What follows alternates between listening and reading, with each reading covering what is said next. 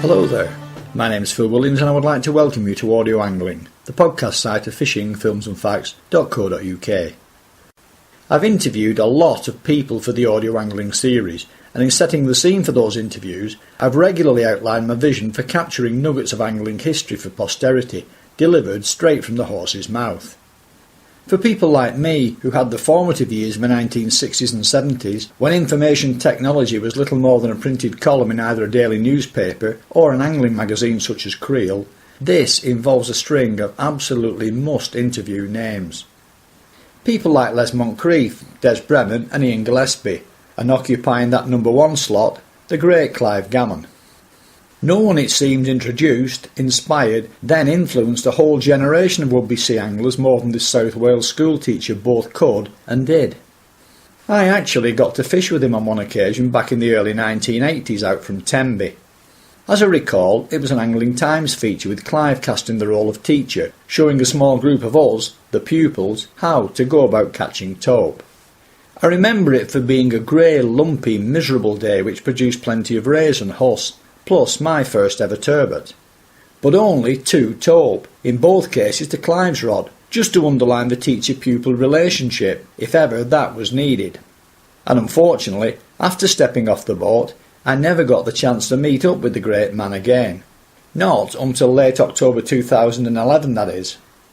Well into his 80s by that stage, and not enjoying the best of health either, accompanied by his son Nick and his daughter Lottie, we met up in a rather noisy little pub at Mumbles on the Gower. Normally what I do on these occasions is point the recorder at the interviewee, then record and mix in my contribution at a later stage. But with so much going on in the background, in this particular instance, an edit and mix of that type will be totally out of the question here. So what follows now is largely the unedited interview in its entirety, as it came straight off the voice recorder. According to written accounts, your first attempt at sea fishing was at the age of 6 with your grandfather, catching whiting from Swansea's West Pier. That sounds absolutely correct to me. Unless catching whiting, rather catching the odd whiting. Can you sort of talk us through your very, very early formative years, how you got into fishing? Well, my grandfather was a great fisherman, and he was a great help to me. Even after he was bedridden, I always remember bringing a 10-pound pike back to his bedside, and he was so thrilled. I'm sure it put about 2 years on his life. But he used to take me fishing when I was very small, after the Jersey Canal, after rudd mainly, small fish on the West Pier, with holes in it, as it was after the war. And we used to catch a lot of whiting and things. He was absolutely he was a lovely man. He really was. And even when he was bedridden, he would want my fishing stories, what I'd been doing that week, and loved it. There was very little in the way of reading material back then. It was a case of learning on the hoof, and it was people like you that actually provided the reading material for people like me. So how did you get your inspiration? How did you learn, or was it just teach yourself? I think there was a lot of teach yourself. There were books though. I mean, Richard Walker was writing, but I was a bit older then. And he's a great fisherman, as you probably know, and a great writer. But I think by the time I was 18 or 19, there were fishing books on the market, and in fact I joined in. But, yeah. Okay.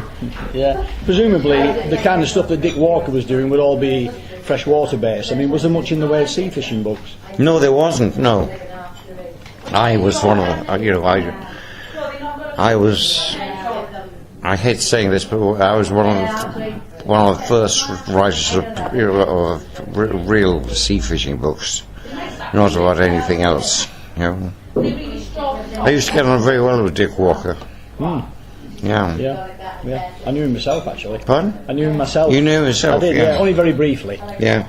He used to have was it a machinery factory of some description down in Bedfordshire? Was he making lawnmowers or something like that? What do you mean? What was it his work, you mean? Yes, he had a factory, I believe. I honestly don't know. But it was in east parts, Yeah. Bedford, somewhere around there, yeah. When you're going back to those days, I suppose fishing tackle, whether it was the rods and reels or all the bits on the end, would be very, very different then to what it is now. Well, in a way not. I think when I was growing up, I was very fortunate in the way that tackle was being developed, especially reels. And although they've got obviously better since then, the real jump forward was when I was about, 16, 17, 18, was a real jump forward when the Big spool reels. big spool reels started coming in, yeah. I suppose that the terminal tackle, even though the hooks and the weights and all that design of the traces is very different now, I suppose to a certain extent it's based on the old patterns. It's just refined and got the quality of the materials is better, but I suppose the old patterns, the old ideas were the ones that sparked it all off. I think you're right, yes, I think you're right to say that, yeah. Everybody's got this picture in the mind of wire paternosters with the booms coming off being what people used in the 50s and 60s, but it wasn't quite as crude as that, was it? No, it wasn't, no. Not as crude as that. No, it was much more refined, the tackle Oh, than yes, people think. yeah, absolutely, yeah. I think the main thing that happened to fishing was the reel, and new things about the reel coming off every month virtually, yeah.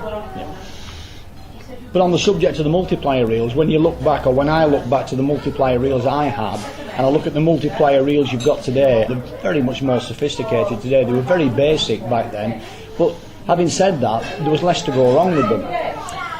Oh, yeah, I think they were. I can't remember the name. What was the famous? Mitchell? Yeah, well, that was The Ambassadors. They were very good, actually. Yeah. I still owned about 12 of them until when I sold all my tackle about a year or so ago. The other thing that I suppose that would have been different in those days was that the means of getting about would not be as easy. Transportation. I think, well, that's true, but I think that we were very fortunate that we were the first fishermen to have transportation like that. Because I used to travel in John Barrett's car everywhere, and people started using cars a lot to go fishing then. All at the beginning of my serious fishing there, when I was about 18 or 19. I remember reading accounts of yours where you used to go on the bus. Yeah. That was when we were about 16, 17, And I remember it was really a terrible journey from Swansea to Carmarthen in a bus. But we thought it was great. I suppose on the plus side, when you're very restricted into the areas you can fish because transportation is not available to go further afield, it makes you learn more about your own patch. I think it probably does, yes. Well, I'm sure we learned a lot about Oxwich for a start, and on the sea, Worm's Head, yeah. I'm sure it did, yeah. Yeah, I know Oxwich well, actually. I used to launch the boat at Oxwich. Yeah. There's a wreck just as you're going out on the right-hand side of the lake. Right, yes. You should catch a lot of triggerfish around the base of that. So let's talk about the quality of the fishing back then compared to what it is now. Was it easier to be a successful fisherman because there was more to catch? This is very hard for me to say because I haven't fished very much the last year or two. But I think the tackle development came very quickly, rods and of course reels.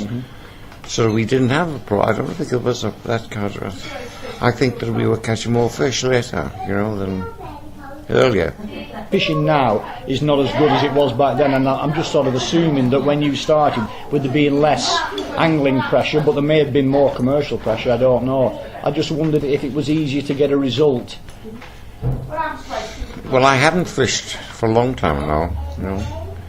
I suspect, I don't know. I wouldn't really like to answer that question because I don't think. But obviously, the fixed pool reels and all that kind of thing made a huge difference to the fishing results one got. Yeah. Have you got a preference for the fixed spool reel over the multiplier? No, I like. I have no fun with the multiplier. Yeah. I noticed on all the old photographs with you on, you've got the multiplier on. Yes. Yes, although I wasn't sort of daft enough to condemn the other sorts of reels, you know. And what are your earliest recollections of the quality fish you used to catch in say, Oxwich Bay and around this area? The size of the bass and the numbers of bass you used to get? Were bass your primary interest? Yes, it's hard to remember that, but it wasn't easy fishing. It wasn't particularly easy fishing. And then, you know, you had to have conditions right. And although I don't know, see, the trouble is I don't know what it's like now. But it wasn't easy, I'll tell you that. And I think I only ever caught one double trigger bass in my whole life. Yeah. Bass off the shore? That was off the shore, yes. That was off Slade. You know where Slade is in Gower? No. It's near Oxford. It's still a very good fish, though, isn't it? I mean, fish of a lifetime, a double figure bass off the shore. And did you have a primary interest in bass? Because I seem to remember a lot of the stuff we read, there was very little photographic support to the stuff. It was nearly all words, as I recall, in Angling Times, and a lot of it was about the atmospherics, reading the conditions, reading the beach, trying to put people in the right frame of mind, pointing in the right direction to relate this to what they do on their patch. Yeah. That was the sort of thing that he was trying to get across. I guess so, yeah. Now, you also had academic ambitions to fulfil. So can you talk us through the balancing act of trying to get your qualifications? You went into school teaching, I believe, and balancing that with the fishing. Well, I don't know, talking through it, it seemed to happen, you know, that I don't know, I can't really remember anything special about that. What about going to Pembroke after Manchester? Yes, I left a good job in Manchester, one of the grammar schools in Manchester, to go to Pembroke to fish, to Pembroke Grammar School. It wasn't even Pembroke Grammar School, it was just Pembroke School.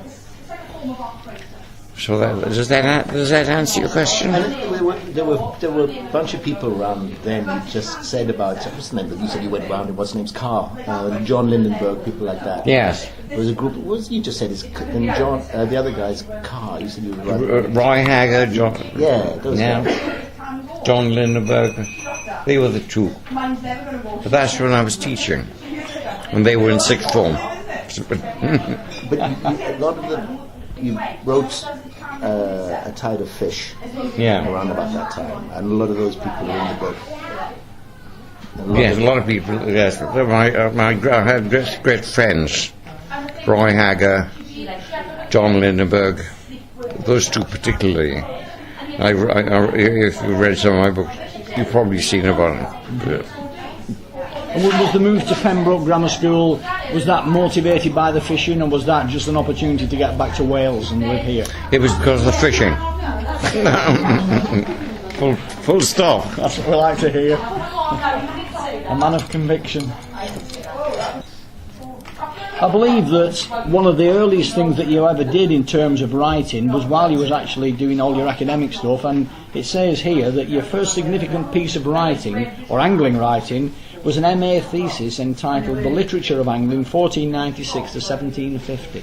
Well, I couldn't answer that. I know I got an MA out of it. No recollections of writing that? No, absolutely none. I'm sorry, I don't have any. It's obviously been etched on your mind, as all these academic things are. You've shown it to me, Dad. You've shown me a copy of it. Did I? Yes, you obviously reread it not so long ago. I can hardly remember anything about it these days. So, you eventually became an angling columnist for the Daily Express, Angling Times and Creel. How did that come about? Was that something that you drift into, you're invited into, or that you actively pursued? Well, oddly enough, the Express was a weird thing, you know.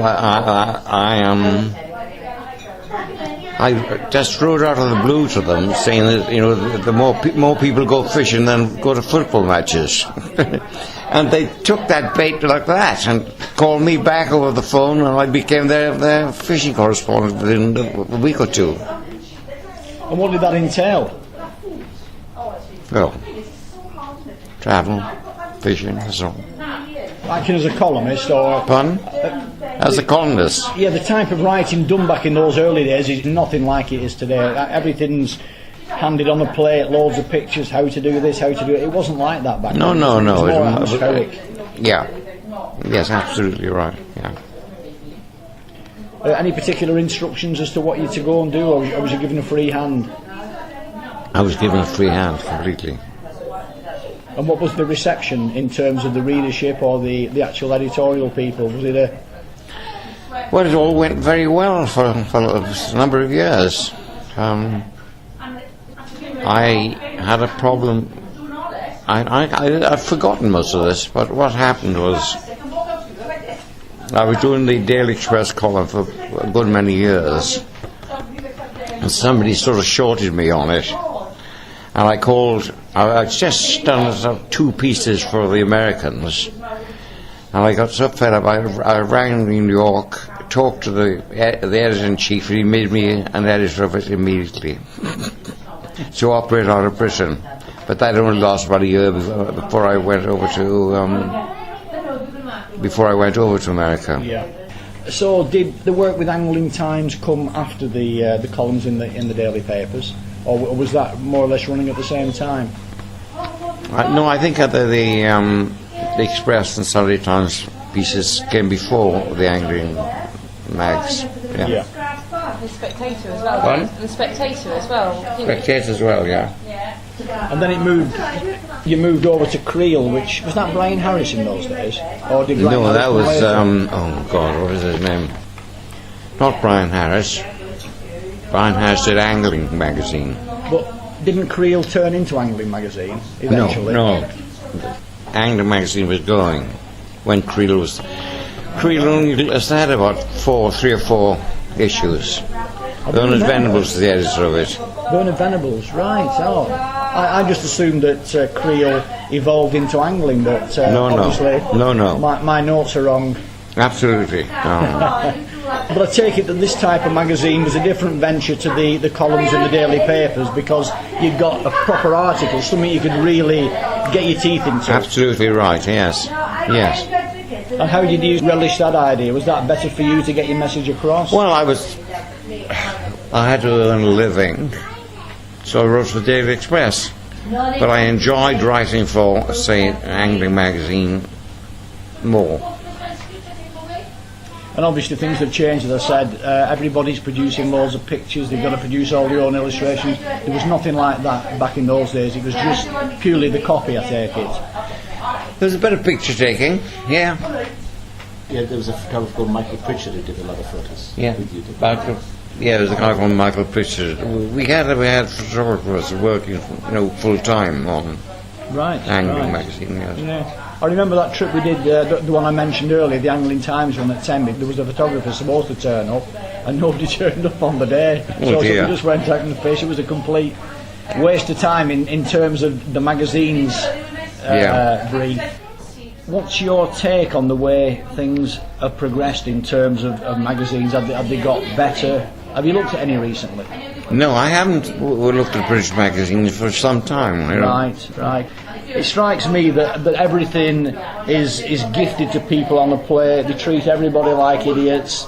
You get step-by-step. There's none of the old atmospheric stuff where we could read when you'd been on the beach. You could actually feel as though you was with the writer that was telling you the story of what they'd done. You surprised me. I didn't know that. Oh, it's awful.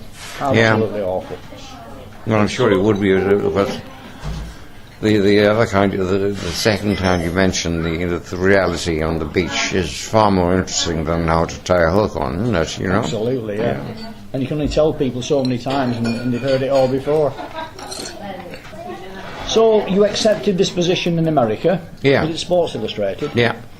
I believe that you mixed with all the tops in the other sports as well as the fishing. It wasn't just about fishing, was it? The magazine wasn't just about fishing, obviously, but I used to do a lot of other stuff aside from fishing. I believe that you actually met Muhammad Ali, the Rumble in the Jungle. I did. I was very close to Ali. We were very good friends.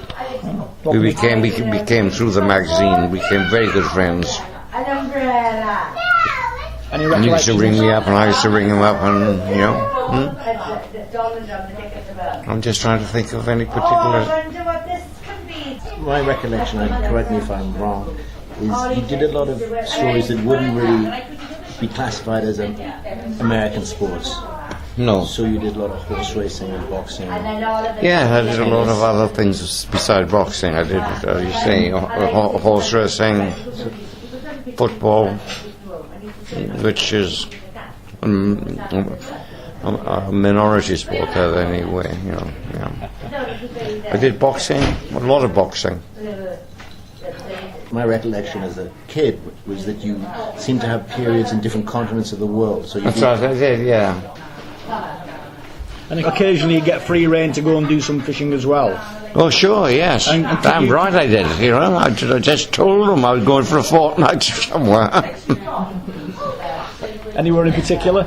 I just remember when I went the other way. I'd been somewhere, and I walked into the office, and the piece had gone in. It was fine, and the editor said to me, "Where would you like to go next? Somewhere nice, I suppose." I said, "Well, let me think about it." "No, you're not thinking about it. You're going to Outer Mongolia. Go upstairs and get the ticket now." What were you looking for in Outer Mongolia? A taimen? No. It was fresh water in Mongolia. Yeah. It took me 12 hours to get to this camp from the capital, and we had a hell of three camps of the locals, and they were all very nice. And I had a huge night and then I woke up in the morning, they'd all disappeared. And they'd taken the car, they'd taken everything. And I didn't know what they was going to hell to. But they came back after 3 days as if nothing had happened, That's Outer Mongolia for you, yeah. And how did the fishing go? Fishing was fine. It was excellent. We never got a taimen, but it was good fishing. Dad, what was the, But it finished me for... the hunt for the taimen? Didn't you hunt for a taimen all around the world? Didn't you go to lots of different... I've got this memory of you spending a lot of years looking for taimen. Yeah, it's taimen. You come across taimen? No. How would you describe a taimen? It's the biggest member of the... It's a member of the bass family. The bass family. It's huge. Fresh water.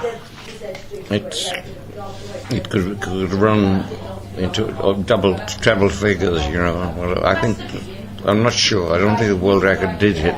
I think the world record is set in 70s or 80s, It's a huge fish. Did you get one? Yes, I did, yes. I got several, actually. I went... That was one of the wonderful things about working for Sports Illustrated, was that you could say, look, I've been taken over by the thought of taimen. I want to catch... They sent me on taimen trips for about a year. Until I got enough of it, and I stuck up a few 70 or 80 pounds, and that was good. Very good, actually. It's probably still a world record, I don't know. I think the point about Sports Illustrated was that they had huge budgets in those days. So, as far as I can recollect, again, correct me if I'm wrong, your deal was to do 12 big stories a year, which would each be about 13,000 words. Yeah. And 4 of which would be about fishing, and he could choose himself. And the budget would be unlimited, so it would be anywhere in the world. So there were stories in the Amazon, there were stories, the Falklands before the Falklands War, there were, as you said, Outer Mongolia, India. Yes, Russia, a lot in Russia. a lot of Russia. We were the first sort of angling in Russia was myself and a couple of other people, really, of the far north of Russia, for salmon. And out of all the places you went to then, which are the ones that, well, went the best? Russia. You like Russia? Yeah, I liked it. Well, it was the far north of Russia, so it was a camp. It wasn't really. It wasn't. You didn't mix with Russians particularly. It was just a camp, you know, and the Brits and Americans. But it was very expensive. Fortunately, I didn't have to pay for it, you know. And it was all salmon. All salmon, yeah. And it was only about a month of the year when the river froze over. So you only had June really before the river froze over. Let me try to think of something more interesting about that. The companion I had on many fishing trips was Gareth Edwards. He was my fishing companion on. Some of the older anglers, the ones in the 60s and 70s, people like Gillespie, Moncrief, Hugh Stoker, Kevin Linnane, can you remember any? Yes, I can remember all of them, but, Kevin Linnane was my closest friend. He was an Irishman. Yes, he was Irish. And he was struck down by that terrible disease, which is... Motor neuron disease. What's it called? Motor neuron disease.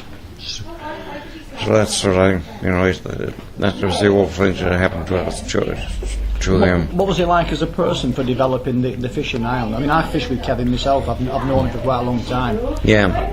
We actually made a couple of films with him in the mid-1980s. Yeah. At Phoenix. I mean, I've known he's been dead for a while, but what was he like as a person in the early days, opening up the Central Fisheries Board and opening up Ireland? As a person, he was full of fun, very, very, very. A great companion, a great friend.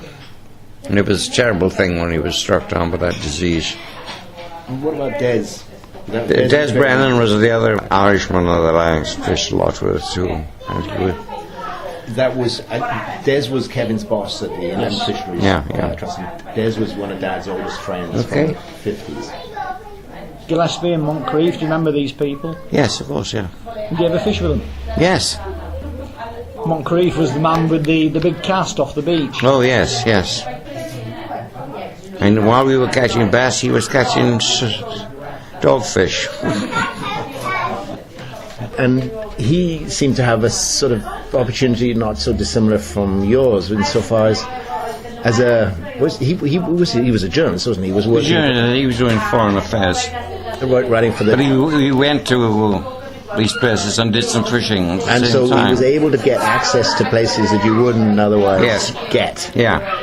And in a way, that's rather similar to you, because how about at SI? You had some editors who were pretty sympathetic to fishing. Sorry? You had at SI, at Sports Illustrated, you had some editors who were pretty sympathetic to the idea of fishing stories. Yeah. So they like me doing fishing stuff. Yeah. And Art Brawley would have been one of those guys. Yes. And Roy Terrell. Yeah. Yes. I was the kind of I was the fisherman on SI, which is a marvellous thing to be. You know, I just went fishing anywhere in the world.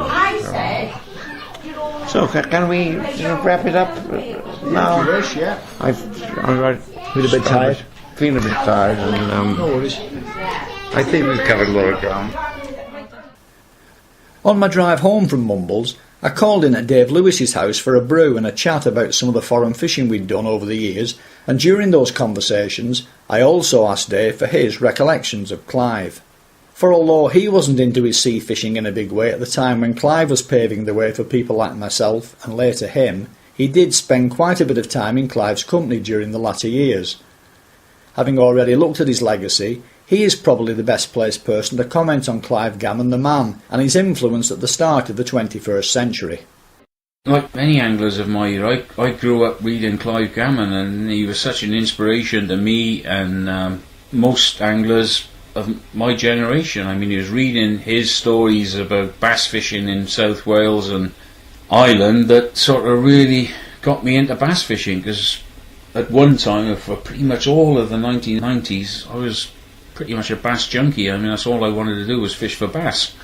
And I read all Clive's books, and the man was a great inspiration, and I actually got to know him. When he returned home from 20 odd years living in the States, I feel privileged to say I became a friend. I got to travel with him quite extensively. I used to go to Ireland quite often, and some of my most memorable days of fishing have been stood in the Strand at Inch or Stradbally or Gow Lane or Kilcummin or any of the other marvellous beaches over there, with Clive to my right, Des Brennan to my left, and Kevin Lanane a little bit further along the beach. I mean, the other guys were absolute legends. Sadly, Des and Kevin are no longer with us, but just to go fishing with those guys and was a privilege. And to sit in a pub at the end of a day and just listen to the stories, and most of the stories that I read in the books, and hear that from literally from the horse's mouth, was a privilege. And I got to travel with Clive. We went down to Namibia. It was Clive that originally found Johan Berger on the internet. I fished with Clive in South Africa. God, where else did we fish? All over Ireland. I mean, we did quite a few trips to Ireland and various other places, and he became a good friend. Arguably then, this was the man more than any other who brought sea angling and sea angling journalism through its transitional period from what we would now look at as being antiquated into today's modern era. Except that Clive Gammon wasn't able to pick a magazine up off the shelf or walk into a tackle shop to get what we so very much take for granted these days. It was people like him who pioneered that which we now take for granted, and as such, he more than deserves his place in modern angling history.